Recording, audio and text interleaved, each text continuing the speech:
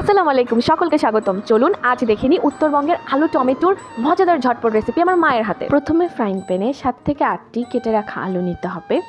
এরপর একটি রসুন খোসা ছড়িয়ে নিতে হবে।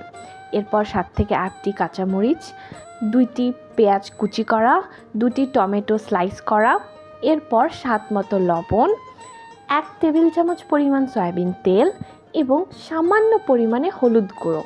এরপর শেষে 1 কাপ পরিমাণ পানি দিয়ে নেড়ে চেড়ে ভালো মতো ঢাকনা দিয়ে ঢেকে দিতে হবে।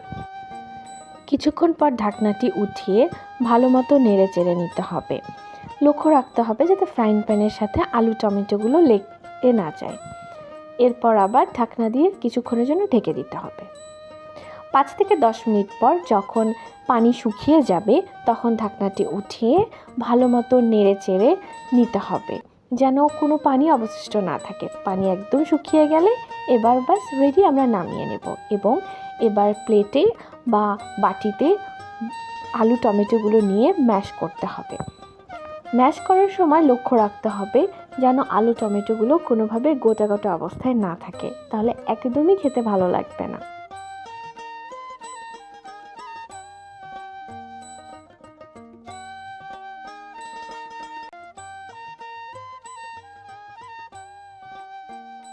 এরপর এর মধ্যে আমরা দিয়ে দিব 2 চা চামচ পরিমাণ সরিষার তেল। ভালো মতো মেখে নিতে হবে। সরিষার তেলের সাথে ভালো মতো ভর্তাটি মেখে নিলেই বাস রেডি আমাদের মজাদার উত্তরবঙ্গের আলু টমেটোর ভর্তা।